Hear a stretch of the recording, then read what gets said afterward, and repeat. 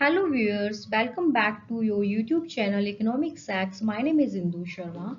So guys, determination of income and employment का हमने major part complete किया है, ठीक है। आज हम पढ़ेंगे इनकम इक्विलिब्रियम।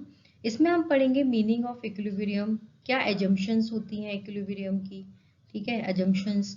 और determination of income and equilibrium में हम ASAD अप्रोच मॉडल पढ़ेंगे, saving and investment approach and employment equilibrium, employment equilibrium. So guys start करते हैं। फर्स्ट आता है डिटर्मिनेशन।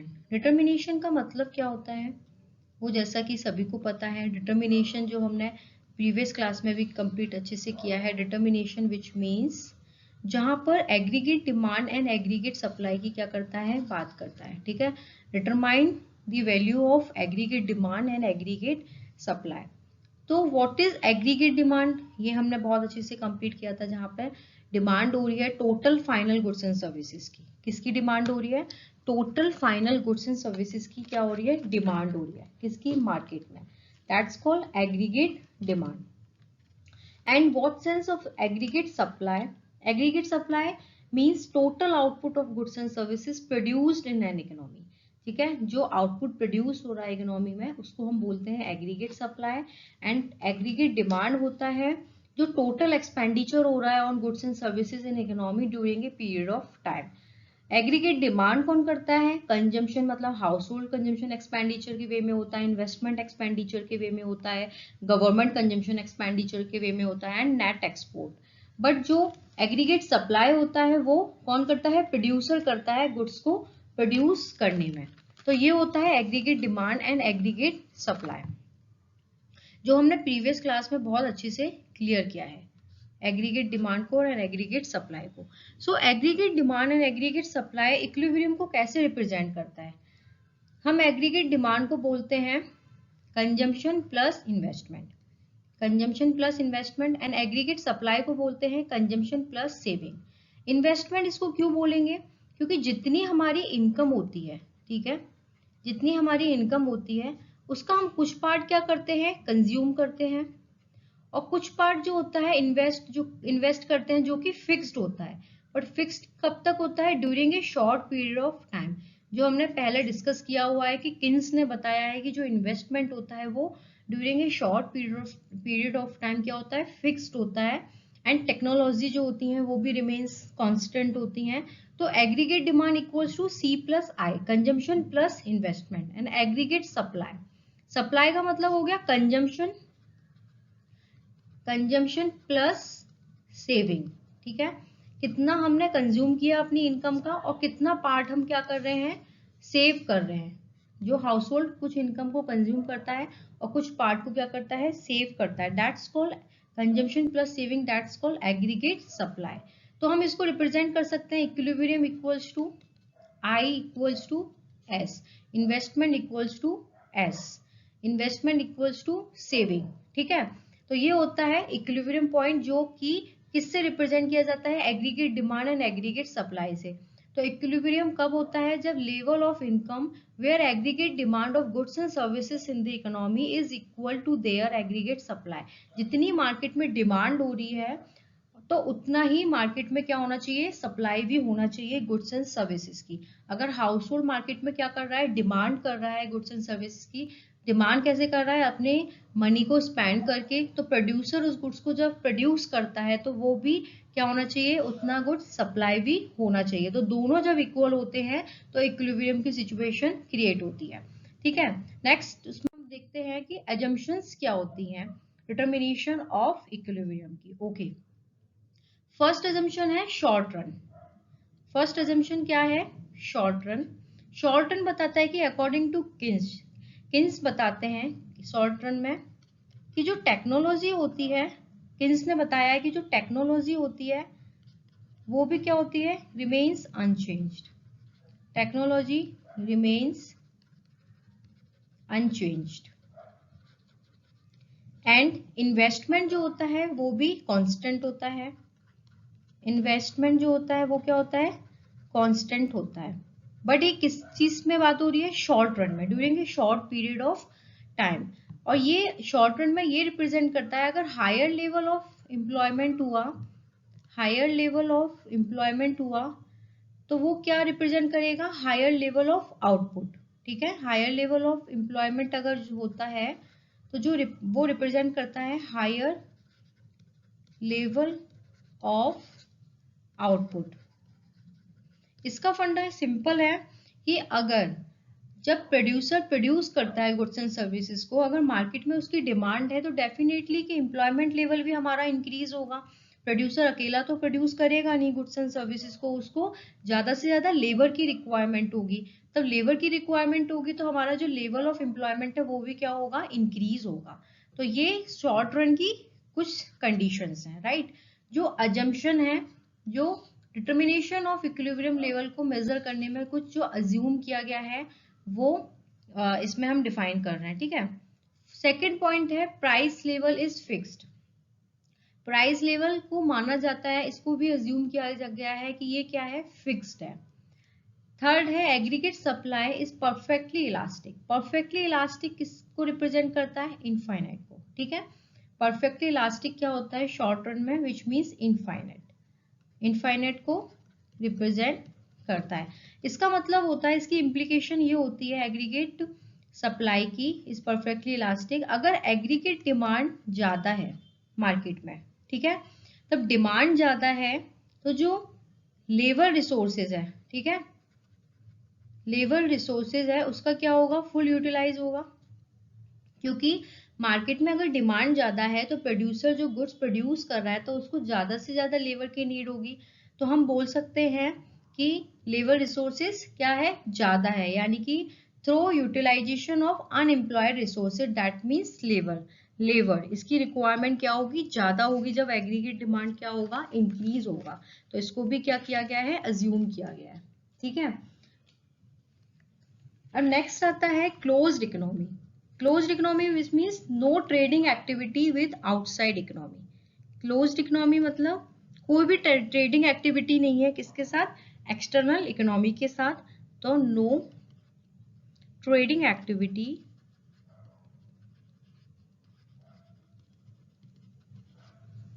विद आउटसाइड इकोनॉमी, ये हो गया क्लोज्ड इकोनॉमी। ठीक है, no role of the government, government का भी कोई रोल नहीं है। सो गवर्नमेंट का रोल किस सेंस में यहाँ पे बोल रहा है कि गवर्नमेंट ना टैक्स लेगी और ना ही क्या करेगी, एक्सपेंडिचर यानी कि स्पेंड करेगी। तो यानी कि no role of the government. तो ये कुछ पॉइंट है, short run, price level is fixed, aggregate supply is perfectly elastic, closed economy and no role of the government. Now we move determination of equilibrium in income.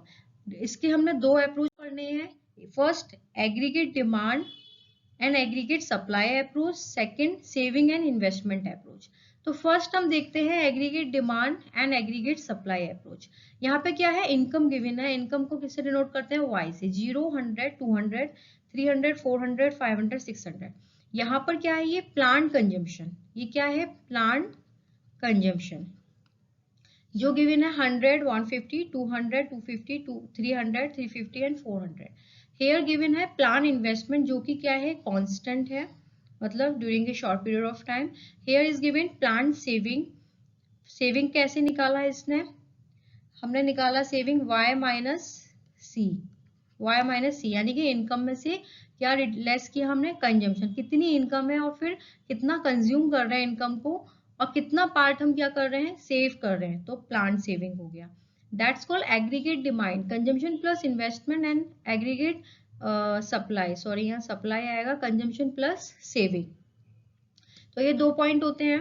Okay, तो हम इसको किस तरीके से निकालेंगे, हमें एग्रीगेट डिमांड फर्स्ट निकालना है, कंजम्पशन प्लस इन्वेस्टमेंट। कंजम्पशन दे रखा है 100, इन्वेस्टमेंट 100, 200 एंड 150, 100, 250, 200, 100, 300, 250, 100, 350 एंड यहाँ पर 300 प्लस 100 दैट मीन्स 400। ठीक है, एंड यहाँ पर हम सप्लाई को ऐड करते हैं, कंजम्पशन प्लस सेविंग, कितना कंजम्पशन हुआ, कितना सेव हो रहा है, यानी कि कंजम्पशन ये गिवन है और सेविंग ये है।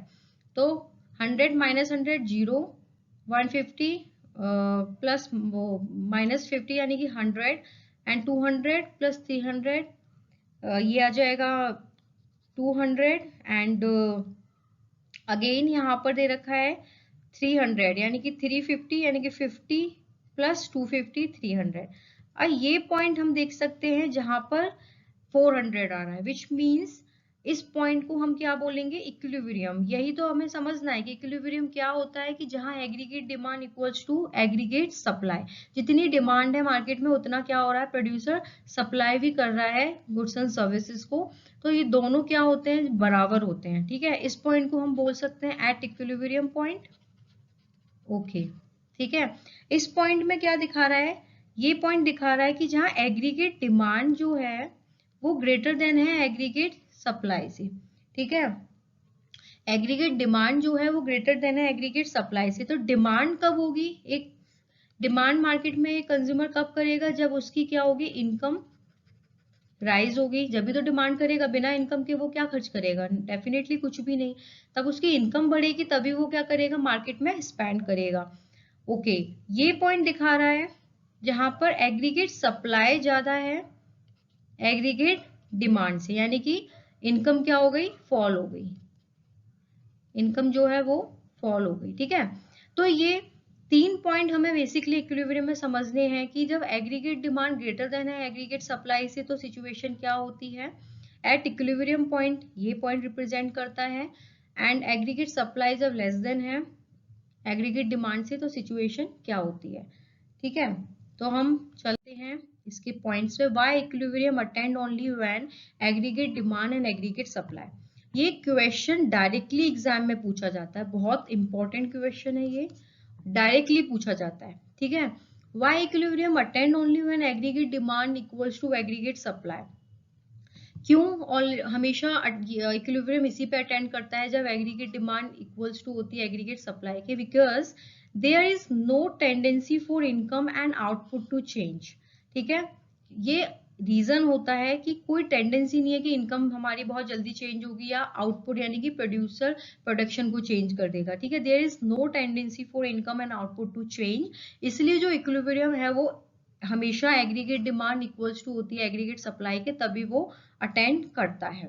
ओके, बट कुछ कंडीशंस हैं जो अभी हमने अभी देखी थी कि वो मेन होती हैं कि when aggregate demand greater then है एग्रीगेट सप्लाई के, तो हम कह सकते हैं कि प्राइस जो है वो राइज होगा मार्केट में। जब डिमांड किसी भी गुड्स की ज्यादा होती है तो डेफिनेटली पर्टिकुलर गुड्स का जो प्राइस है वो क्या होता है, इंक्रीज हो जाता है। जब प्राइस इंक्रीज हो जाएगा तो हम इसको बोल सकते हैं कि मनी इन्फ्लेशन भी इंक्रीज होगा, मनी इन्फ्लेशन भी इंक्रीज होगा। ठीक है, व्हेन एग्रीगेट डिमांड की सिचुएशन, जब एग्रीगेट डिमांड ज्यादा होता है तो प्राइस क्या होता है, राइज होता है, और इसी से क्या होता है, मनी इन्फ्लेशन जो है वो इंक्रीज होता है। बट एग्रीगेट डिमांड ज्यादा क्यों है, क्योंकि जो वायर्स हैं वो ज्यादा से ज्यादा गुड्स एंड सर्विसेज को क्या कर रहे हैं, परचेज करना चाह रहे हैं। ठीक है, जो वायर्स हैं वो क्या कर रहे हैं, ज्यादा से ज्यादा गुड्स एंड सर्विसेज की क्या कर रहे हैं, डिमांड कर रहे हैं। तो डिमांड क्या होगी, वो इंक्रीज हो जाएगी, और जो सप्लाई है वो कंपैरेटिवली क्या है, कम हो रही है। तब सप्लाई कम हो रही है और डिमांड ज्यादा हो रही है, बट इक्विलिब्रियम तो तब अटेंड करेगा जब एग्रीगेट डिमांड एग्रीगेट सप्लाई की क्या होगी, इक्वल होगी। तो क्या होता है, जो इन्वेंट्री है, ठीक है, उसको डिजायर लेवल पे लाने के लिए जो प्रोड्यूसर होता है वो अपने प्रोडक्शन को क्या करता है, एक्सपेंड कर देता है, अपने प्रोडक्शन को क्या करता है, एक्सपेंड करता है। कब तक करता है, जब तक income level raise income level till raise income level till aggregate demand equals to aggregate supply. Okay, तो हमारा जब आउटपुट राइज होगा तो आउटपुट राइज कब हो रहा है, तब आउटपुट राइज हो रहा है मतलब एग्रीगेट सप्लाई राइज हो रही है, और एग्रीगेट सप्लाई राइज हो रही है तो मतलब इनकम भी राइज हो रही है, मतलब एग्रीगेट डिमांड राइज हो रहा है। मतलब इसका मतलब हुआ कि आउटपुट इंक्रीज हुआ तो एग्रीगेट सप्लाई इंक्रीज हुई, इनकम इंक्रीज हुआ which means aggregate demand increase हुई। वो कब तक होगा, जब तक एग्रीगेट डिमांड इक्वल ना हो जाए एग्रीगेट सप्लाई की।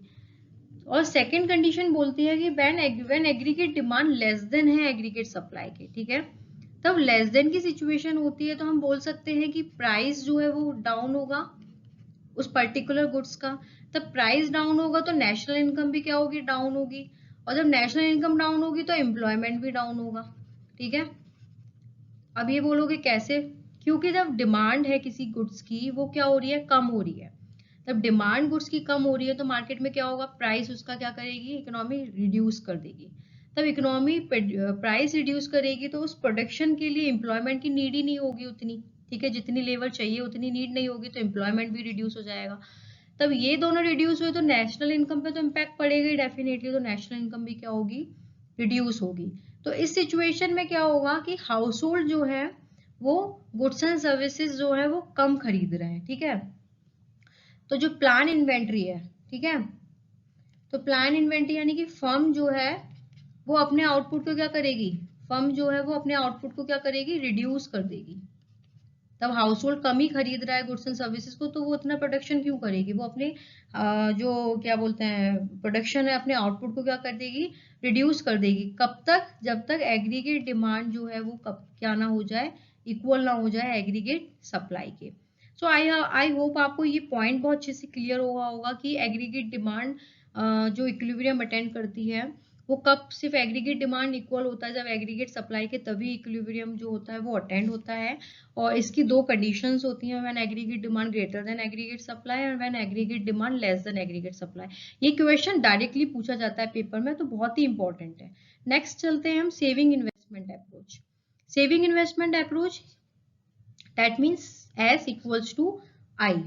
सेविंग इन्वेस्टमेंट अप्रोच बताता है कि एट इनकम लेवल पे, ये किस पे बता रहा है, एट इनकम लेवल पे बताता है कि house hold plan saving, of course house hold क्या करेगा, सेविंग प्लान करेगा कि इस पे जितनी उसकी इनकम है उसके हिसाब से, और फर्म जो है वो इन्वेस्ट करेगी कैसे, जब जितनी उसको प्रॉफिट जनरेट हो रहा हो, प्रॉफिट अर्न हो रहा हो, उसके हिसाब से फर्म क्या करेगी, इन्वेस्ट करने का प्लान करेगी। यहाँ पे शेड्यूल से समझते हैं कि इनकम दे रखा है, ठीक है, ये वाई जो है वो इनकम है। यहाँ पे प्लान इन्वेस्टमेंट जो कि फिक्स्ड है, हमने बताया था कि शॉर्ट रन में जो प्लान इन्वेस्टमेंट होता है वो फिक्स्ड होता है, कांस्टेंट होता है अकॉर्डिंग टू किन्स, ठीक है। एंड प्लान सेविंग यानी कि y माइनस सी, यहाँ इसमें से कंजम्पशन हमने प्रीवियस अभी वीडियो में देखा ही था कंजम्पशन, उसमें से जब ये लेस करेंगे तो ये हमारा आ गया प्लान सेविंग। इसका रिमार्क हम पहले समझ लेते हैं। ये जो पॉइंट है ये डिनोट करता है एस लेस देन आई, मतलब सेविंग जो है वो कम है लेस देन इन्वेस्टमेंट के। तो हम इसको बोल सकते हैं कि सर्कुलेशन ऑफ मनी जो है वो क्या है, यानी कि सर्कुलेशन ऑफ इनकम जो है वो भी हाई होगा। सर्कुलेशन ऑफ इनकम जो है वो क्या हुआ है, हाई है, क्योंकि जब हाउस होल्ड सेविंग कम कर रहा है इन्वेस्ट ज्यादा कर रहा है तो यानी कि मार्केट में पैसा तो जा ही रहा है ना, हाउस होल्ड अपने पास तो सेव कर नहीं रहा, तो सर्कुलेशन ऑफ इनकम क्या होगा, हाई होगा। इस पॉइंट को हम बोल सकते हैं एट इक्विलिब्रियम पॉइंट। अभी मैंने बताया था कि इक्विलिब्रियम कब अचीव करेगा, जहां पर saving equals to investment, aggregate demand equals to aggregate supply. ये जो पॉइंट है ये रिप्रेजेंट कर रहा है सेविंग ग्रेटर देन इनकम, यानी कि हाउस होल्ड अपने पास इनकम ज्यादा सेव कर रहा है और इन्वेस्ट कम कर रहा है मार्केट में, तो इसका हम रीजन बोल सकते हैं कि सर्कुलेशन ऑफ इनकम क्या होगा, लो होगा।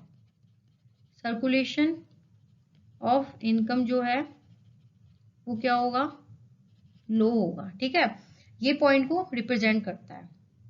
ओके, अब हम इसका एक ग्राफ से एक चीज समझते हैं कि जो सेविंग इन्वेस्टमेंट का जो ग्राफ होता है वो कुछ ऐसे होता है, यानी कि नेगेटिव से जो है वो सेविंग आती है और जो इन्वेस्टमेंट होता है वो कांस्टेंट होता है, ठीक है। ये आई हो गया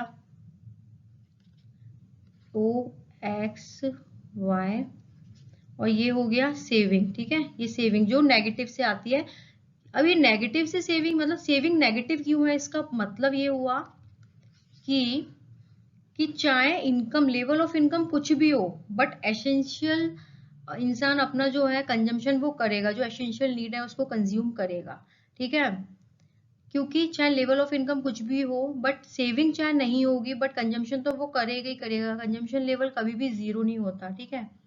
और सेविंग कब जो है वो बताता है कि वो जो प्लान सेविंग्स होती हैं वो हर इनकम लेवल ऑफ इनकम पे क्या होता है, डिफरेंट होता है। अगर सपोज दैट आज हमारी इनकम 15,000 पर मंथ है, ठीक है, मैं बहुत छोटा सा एग्जांपल से समझाती हूँ, तो डिपेंड करता है कि मैं अपनी इनकम का कितना पार्ट सेव करती हूँ, ठीक है, और कितना पार्ट मैं कंज्यूम करती हूँ। अगर सपोज दैट मेरी इनकम एक साल बाद इंक्रीज हुई, तो मैं ये सोचूंगी कि मैं ना इतना पार्ट पहले मैं सेव कर रही थी, नाउ मेरी इनकम इंक्रीज हुई है, तो डेफिनेटली मुझे थोड़ा और सेव करना चाहिए, ठीक है।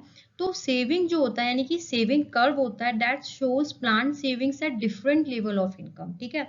एंड एसएस यानी कि saving curve start from negative value because there must be some consumption when income is zero, and consumption level can't be zero, ठीक है। एसेंशियल चीजें कंज्यूम करेगा ही करेगा बंदा, ठीक है, वो कभी भी जीरो नहीं हो सकता। ओके, अब इसका इक्विलिब्रियम समझते हैं। इक्विलिब्रियम मैंने अभी बताया था कि सेविंग इक्वल्स टू यानी कि इन्वेस्टमेंट होता है, वहीं इक्विलिब्रियम अचीव होता है। बट इसमें भी कुछ कंडीशंस हैं। When saving greater than I, तो इसका मतलब क्या हुआ कि household not consuming as much firm expected, जितना फर्म एक्सपेक्ट कर रही है उतना कंज्यूम नहीं कर रहा है। हाउस होल्ड अपनी इनकम को अपने पास ही क्या कर रहा है, सेव कर रहा है, यानी कि मार्केट में स्पेंड नहीं कर रहा। तो इससे क्या होगा, बिल्डअप होगी अनडिजायर्ड इन्वेंट्री, ठीक है, जितनी स्टॉक की नीड नहीं है और वो स्टॉक क्या हो रहा है, क्रिएट हो रहा है, मतलब बढ़ रहा है, इंक्रीज हो रहा है, ठीक है, ये बोल सकते हैं। तो फर्म क्या करेगी, अपने प्रोडक्शन को कट करेगी, मतलब रिड्यूस करेगी। कब तक, इससे क्या होगा, इनकम लेवल है वो क्या होगा, फॉल होगा। जब फर्म अपने प्रोडक्शन को कट करेगी तो इनकम लेवल कम होगा, ठीक है। तो सेविंग भी क्या होगी, रिड्यूस होगी। कब तक, जब तक प्लान सेविंग और प्लान इन्वेस्टमेंट क्या ना हो जाए, इक्वल ना हो जाए। अब same situation when saving less than investment है, तो क्या होगा कि firm planning to consume as much as firm expected, मतलब इतना फर्म एक्सपेक्ट कर रही है उससे ज्यादा जो हाउस होल्ड है वो क्या कर रहा है, कंज्यूम कर रहा है, अपने पास सेव नहीं कर रहा, मार्केट में इन्वेस्ट कर रहा है। तो जो जो अनडिजाइन इन्वेंट्री है वो क्या होगी, रिड्यूस होगी। तो फर्म क्या करेगा, अपने प्रोडक्शन को इंक्रीज करेगा। कब तक, इससे क्या होगा, लेवल ऑफ इनकम वो भी इंक्रीज होगा और सेविंग भी क्या होगी, इंक्रीज होगी। जब तक करेगा जब तक कि प्लान सेविंग और इन्वेस्टमेंट क्या ना हो जाए, इक्वल ना हो जाए। सो ये पॉइंट बहुत इंपॉर्टेंट टॉपिक है। आई होप गाइज आपको बहुत अच्छे से क्लियर हुआ होगा। So guys thank you so much.